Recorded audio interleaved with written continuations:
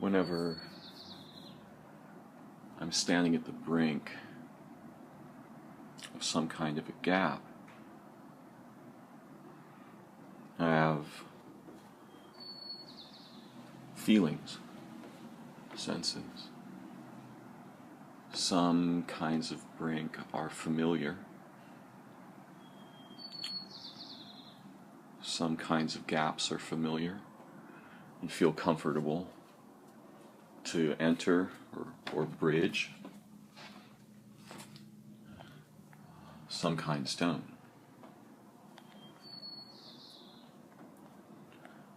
When I begin to try to record something, it's as if I'm standing on a precipice, going to leap off.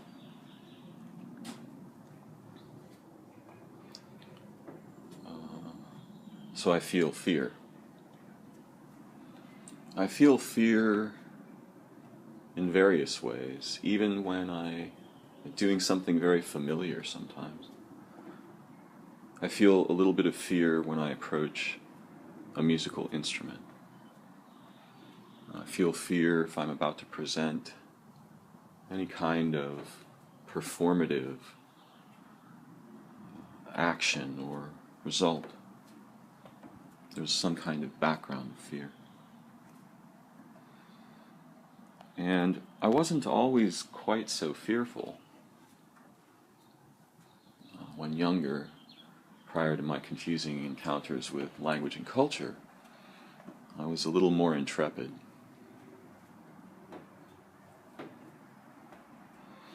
But when I approach some kind of a gap where I'm going to transform, and perhaps my context will transform, and I may not be able to predict or control the nature or scope or forms of those changes, I may feel fear, and many other feelings as well: excitement, interest, wonder, hope, joy.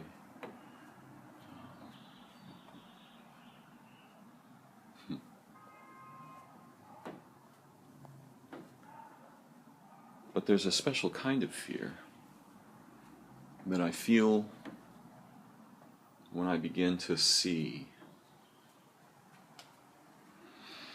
something I've sought in waking life, but for most of my life rarely encountered: insight. When I have the experience of insight, which is an experience of reflection, I often feel a kind of fear. And part of it is that I know I may speak about or write about what I'm seeing. But there are a lot of peculiar features of this fear, and I think they might be more important than they may superficially seem. Sometimes in conversation, where the parties are deeply engaged and seeking to learn something rather than just to declare positions, we feel kind of similar fear. And we may identify with our ideas or perspectives or opinions so dramatically that any questioning of them seems an assault on the self, or possibly I've seen people respond as though it could be the same as death, when really we're just questioning an idea or a statement. So there's something strange going on while we're awake. We become profoundly identified with perspectives and structured constructs of self and other, situation and history, meaning and value, so on. Who I am, identity. Yeah? And in order to understand the fear I'm talking about, I want to talk about a relationship between dreaming and being awake. And this is where I feel particularly nervous. Because from the position that I can see from, it looks like dreaming has primacy, and what it means is not like what we imagine. So that the self that we have while we're awake, the structured, identified me person, is actually something that dreaming conserves over the interval between, conserves and informs over the interval between our, what we call sleeping. So it's as if at the brink of the transformation from dreaming to waking, a kind of a construct gets assembled. And we identify with this construct very deeply, and particularly with its name, history, the stories it has conserved, with what it has conserved, what it acts to conserve, what it is the body of conservation of. And the strange thing about that self that is really scary, and I feel even now as though I'm not supposed to talk about these things in this way as a waking self in the waking world. But the strange thing that's really frightening is that that self doesn't exist in that way at all. It is a construct, and it's based on pivots. It's kind of resting on unseen pivots or anchors that are standing on something much more like dreaming. So that somehow the changing transformation within our dreaming is much more true to who and perhaps even what we are, which in dreaming is ways of seeing and relating and sensing in and as in and as what? In as what? But in waking life we have physical reality, and that's why we're supposed to conserve a construct, by the way. Apparently to help us survive physical reality. But then there are layers and strata of fictional, linguistic, cultural, traditional, opinion, writing, law, so on. Frameworks. In fact, we live in frameworks in cities. We drive little frames around. We read things from frames. We hold frames in our hands. We're all really well and multiply framed while awake. And all those frames often conflict with ourself, which is a changing way of learning relation in a strange kind of unity. So in dreaming, we have this experience that we call lucidity. And the experience can mean astonishingly different things in every person or moment. It doesn't just mean one thing. It is a transformation of the processes that ordinarily continuously structure and intelligently articulate whatever dreaming is, which over here on the waking side we must presume we're going to have great difficulty capturing in ordinary language or concepts. In fact, we can't, since they sort of have their birth there. But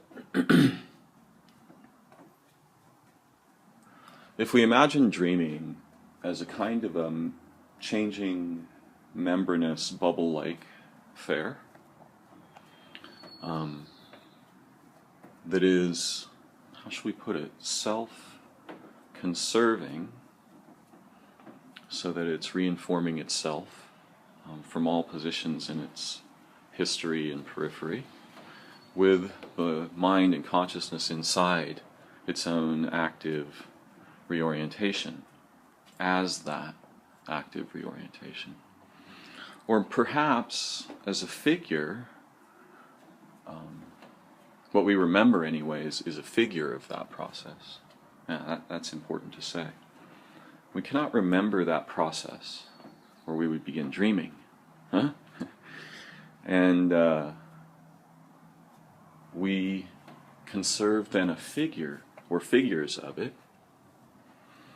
that are constructed usually shortly during the transition from dreaming across some kind of a gap into waking.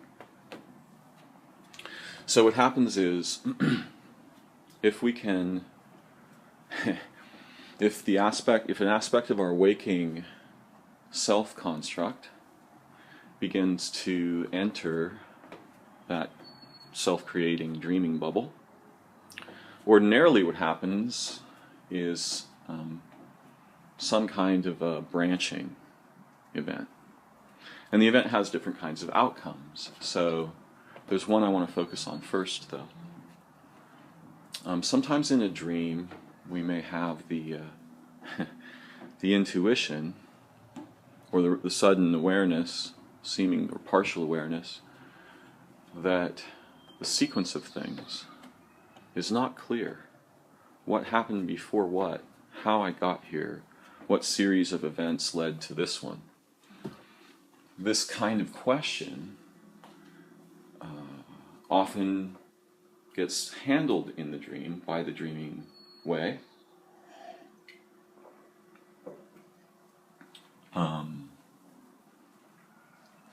In a number of different fashions. Essentially, the most common one is a strange kind of backfilling, where the dreaming self sort of quickly assembles a satisfactory explanation, quote unquote. It's not really an explanation, that essentially just erases the pivots that the question rose from in consciousness, or gently dissolves those pivots. So it's not a real explanation or even a sequence. It's kind of a flow game. And when that happens, one just continues dreaming and is unaware that the problem wasn't resolved. Essentially, it was just dissolved. However, if that initial transformation doesn't happen or doesn't succeed, then we're faced with further branchings. Some of these branchings can lead to waking up.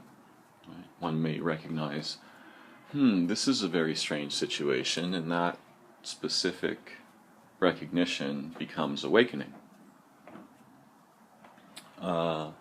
We then try to reconstruct the dream and so on, if we should be so inclined or compelled. But the other kind, another branch is the one that leads to lucidity. So in this branch, there's the partial and constant reinclusion of aspects of the waking-like intelligence that are gentle enough to not just crack the bubble and force it to break. And so then really astonishing experiential phenomena occur in the dream. And some of these, because they're unusually novel, they have a quality of incredible newness to our experience, can be quite frightening. And this is part of why there are many subcultures that orient themselves toward lucid dreaming. But what I want to talk about in terms of the fear is what would happen if we could experience the complementary corollary of those processes while awake, so that the dreaming mind could intelligently intervene where we've established structures of sequence or identity that are fictional, and take us right to their pivots, just as it would erase those pivots in our in our dreaming experience when the waking mind enters, it could go right to the pivots of certain fictions and begin dissolving them. Now, our waking self does not know what to do during such an experience. And it can be an incredible threat. And yet there are examples of it that are familiar to us and not too frightening. One of the examples is comedians. Very talented comedians play with and around the pivots on which various fictions in our common thought, self-identification, other identification, culture, they toy with the basis of these pivots and transform them playfully before the sort of otherwise easily frightened and judgmental eye of our waking mind. And we mostly really love this feeling and experience. It's a feeling of sudden liberation.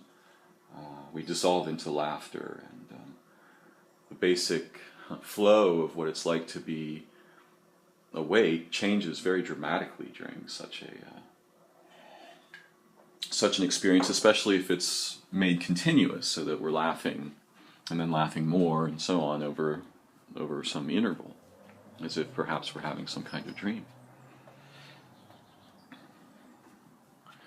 But the fear I feel when I begin to see in this way, which is the way a comedian might see, or possibly a sage or a poet, or perhaps an incredibly witty critic or playwright. We must imagine that many great women and men throughout history have had this experience of this fear and have written about it. I've heard many figures of a bird beating itself almost to death against walls of living fire and intelligence. Or that if the angel we sought were to appear before or within us, our heart would beat itself to rags. I was seeking the actual quotes this morning, but I wasn't able to locate the ones I wanted quickly. So I have emulated them for you. So what if, while we were awake, we could begin the corollary process that becomes lucidity in dreaming? What would that mean? What would that be like? It can be very frightening for a number of reasons, the most significant of which is that any such activity threatens the pivots on which our waking understanding of who we are, our thinking about who we are, our history and identity are founded. So that experience is intuited as our waking self, by our waking self, our waking sort of thinking mind, as something like death. It feels about that the same way that the dreaming self feels when faced with death in a dream. In that, the dreaming self knows this won't destroy it. It knows it dies and is reborn all the time. The waking self doesn't realize that it also undergoes this when we go to sleep, and dreaming comes. So the waking self has a kind of non-physical death fear of anything that begins to reorient the fictional pivots on which it depends, it thinks, for its correct and proper conservation. This was not always the way. When we were children, the process was reversed. The dreaming self so consistently erased the pivots of a fictional self that what a self was extremely malleable and based much more in dreaming and relation, discovery and wonder, excitement and development, than in any kind of conservation of a particular self or role, except in very specific pivots such as mother, father, home, and so on. So the fear that I feel is actually that I'm not supposed to be seeing these things. It's a fear like, no one's supposed to see that. You can't see that. You certainly better not say anything like that. And these are just making up words, but this is the kind of the fear. And also, what would happen if we established lucid waking, rather than just came near, grabbed some jewels near the pivots and came back and translated them, spoke of them, made comedy of them, made parables of them, made artifacts? So what would happen if instead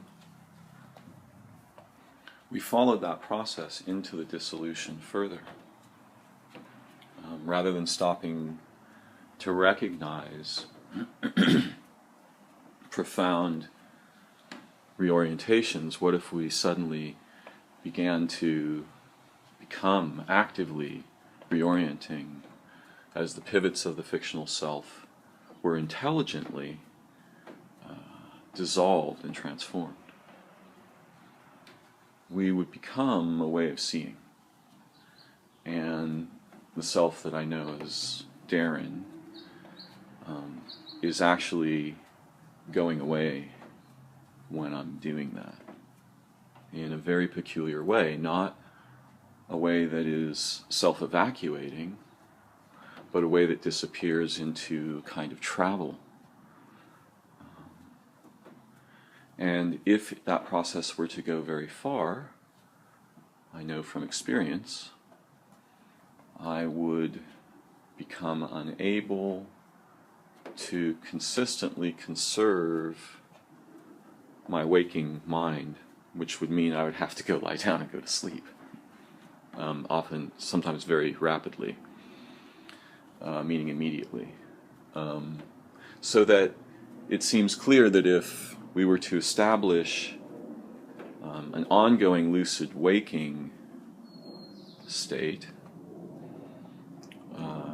it would quickly contradict the ordinary expected activities and needs of the fictional self.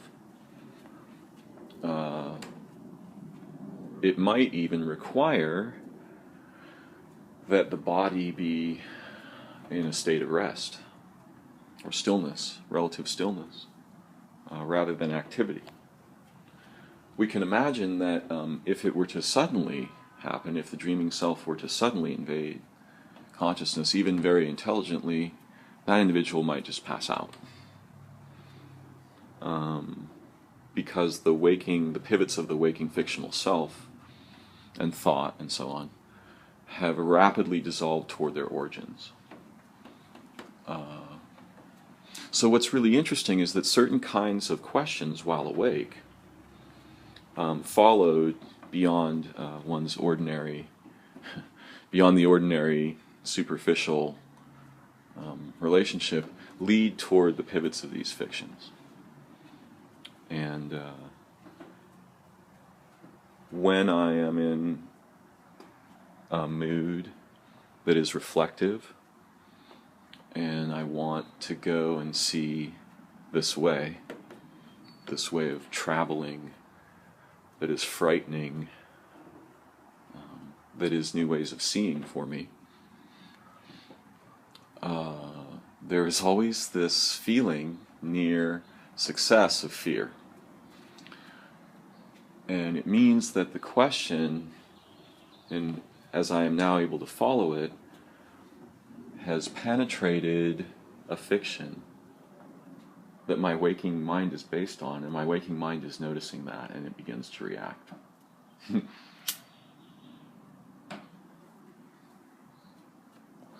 And it's funny because it wants to go, but there's a conflict. It wants to fly. My waking mind wants to fly and see in the new way, and perhaps learn to speak even in new ways, and think in new ways. But it's really balking because it kind of secretly knows we don't play with those things while awake. Those things, those pivots on which our knowledge and expectation, prediction, recollection, and thought, or conception, how we conceive of things. The waking mind identifies those pivots as not only itself, but it's kind of its feet on the ground of reality. So it is afraid that if any of those are questioned or transformed, even intelligently, that at least during that process, in that gap, it will not be stable. And stability is its sort of standing fictional greatest feature. So for the waking identity, even me, Darren, these experiences are fraught with a lot of conflicted emotions. Ordinarily, my waking self prefers to just walk on the feet that it's established. It doesn't really want to make a new foot or dissolve one that it has long been based on, sort of. So anytime my questioning and travel in my reflection comes near one of those pivots, my waking self becomes reactive, and I learn to follow that all the way to the place where I get the fear, and then I begin to see something. And in this case, this morning, I was thinking about the difference between someone who lives in nature, in and as those relationships, perhaps in a tent or teepee, and a group of people living that way and only that way, and those of us who live in culture. And I realized that there was something very peculiar about what the word interests means. So that the living people would not really have interests in the way we use this word, we who live in frameworks. They would have relationships and skills and vocations and arts and many other things, but not so much interests. Our interests are sort of those of the fictional waking self within frameworks, largely. And yet they are, for some of us, ways to bring some of dreaming back into our waking experience, safely enough for the waking self to get along with the process. What's really interesting for me is there's a kind of a compass, right? I can see where, as I reflect and think through many fields of related concern and research and endeavor, development and learning that are my inward university, as I follow paths in there reflectively, I come across little clues, almost like some kind of a dream detective, that show me pivots on which my own fictions of self and accomplishment, judgment, analysis, evaluation, and identity are ordinarily founded. And it begins with some kind of a small clue-like noticing and rapidly expands toward insight. And that feeling, there I am at the brink. And as I begin to sense that, my heart, it's not, I don't know what it is. I don't know if it's, I don't explain it away as adrenaline, but certainly my metabolism undergoes a radical, immediate shift, a kind of acceleration. And in time, perhaps. And certainly on some occasions I feel less of that and more sudden travel. And accompanying that is this feeling of, no one's supposed to be able to see that. You shouldn't, I don't know who's talking to me, some kind of a critic, right? Some kind of a, overseer, right? No one's supposed to see that way, not while you're awake. That would question everything. If you saw that way, here's the sense. It's a sense that for the waking self to see that way would transform every framework it had ever touched and conserved, irrevocably. That's the fear. If I see that what I thought of as my interests are kind of a replacement for something deeper, that would throw into question the entire history of my pursuit of, quote, interests, unquote. Or it might. So yeah, that's part of the problem right there. That's part of the basis of the conflict. Change any of these pivots, it's going to reorient any view on history or memory and its meaning, evaluations, and so on that we've conserved, especially of ourselves. That's a dangerous moment. It's also a moment of incredible opportunity, one of my favorite kinds of opportunity. The opportunity to reestablish something like active, creative, intelligent, human reorientation in and as a waking self capable of admitting its own formative processes and origins, futures, and truest intelligence. This is what many of us really fear, active reorientation. And there's a common, for most of us, experience that's ironic in this sense. If we want to have an experience of a similar kind of fear, all we have to do is admit an unpredictable animal or organism to a framework, right? A mouse, a spider, a snake, a bat, a bird in the house, something like this, right? And suddenly we will be faced with an image of our own true nature and how disorienting frameworks themselves are for living things. But many people, as we all know, will practically go into shock if some kind of an organism that is unpredictable suddenly or unexpectedly enters their waking reference frames. And this is much like the waking self's experience of its own dreaming identity. It's that frightening, and it's that kind of fear. It's the fear of the total collapse of all structures of conserved identity and control, prediction, historical evaluation, and what has brought all of this entire complex person to a screeching halt and now into some kind of shock-like reactivity in many cases, is simply that there's a living thing somewhere, nearby, maybe. We don't know what it will do, right? Could it not be that we are such living things, and that living things generally act intelligently when other living things relate with them, but since humans don't do that, we're afraid of the results? I think that's part of what's going on. If you watch people reacting to living things, it's almost as if suddenly they don't know who to be. They don't know who they are. They're not sure who they've been. Everything they ever depended on and felt to be reliable has suddenly disappeared into irrecoverable agitation. And there's no single reason for that. Yet it's very clear that this is ironic.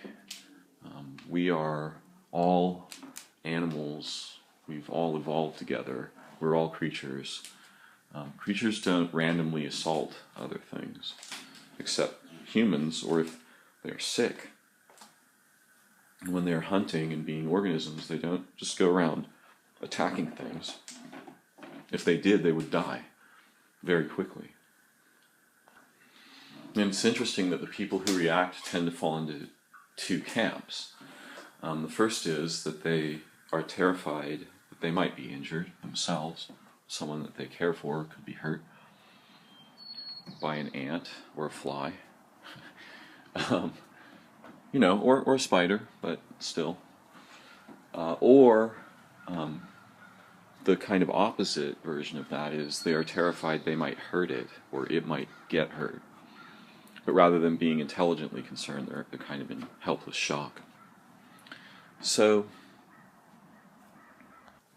obviously, many of us respond with great interest and wonder at the imposition of a living thing in our framework, or interest, or relation, direct relation. And some of us keep pets and such like this, which are not exactly the same. I think what I want to get at, however, is that everyone, if suddenly faced unexpectedly with a bear, or a wolverine, or a badger, or a rattlesnake, or cobra, or possibly a swarm of hornets, would have a significant visceral respect and profound awareness of the incredible, almost dreamlike, almost supernatural sense of the being of this creature. Perhaps because we know that it is not subject to our whims, and we cannot necessarily control it, which often, unfortunately for life on Earth, ends up with it being killed. Because when people feel that threat of not being able to control it, particularly men who have guns and don't have any idea what living things are, that threat goes down now. And you can hear the song and cheer of this throughout modern human history.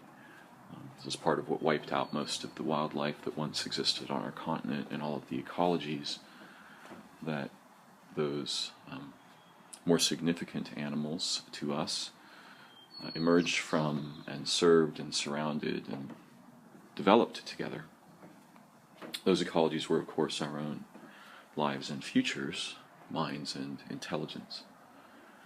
So something in the framework's attacking everything that's unpredictable. It's obvious and constant, and the more disembodied or fictional the framework, the more vicious and profound and provocative and consistent the attacks. And so our human spirit, our agent intellect, our living soul, is quite aware of all this, and it knows that while we're awake, the framework is powerfully and momentously dominated and corrupted, conflicted, repurposed. So it may, how shall we put it? It may silently inform but rarely speak. And if we were to begin to see with its own way of seeing, we would feel excitement and wonder, but also fear and confusion. And this is a good sign, if it is this kind, if it is this species. It means we are nearing a pivot that our fictional frameworks and identities, histories, memories, courtroom dramas, and so on, all rest on. And if we can transform even one of those, we'll get like a real leg on intelligence, where we only had who knows what, some kind of construct leg. And that is like coming back to life. That is like being reborn. That is reincarnation here now, in this moment, in this day, in this hour. That is what we crudely refer to as awakening, but the emphasis is really on the active aspect of this. It's a flowing, ongoing continuum that we enter and become as we dissolve from an identified, structured self into intelligent relation, seeing, recognition, remembrance, learning, discovery, and humanity.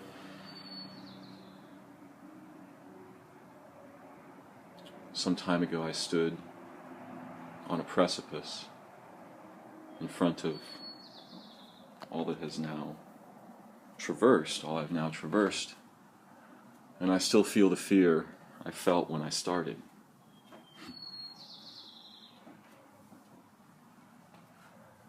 I can see the movement in the garden, in the sky. In that fear, the part that is afraid is changing into something that moves. And the spirit of that movement is one I trust. It is this spirit that I know to be the fingerprint of lucid waking. And without being able to say much about exactly what that is, I know it as the intelligent and reflective transformation of anchors and traps that involves the intelligence that informs my dreams and dreaming while I'm awake, in a way of seeing that is a way of learning and discovery beyond anything I'd ever imagined possible.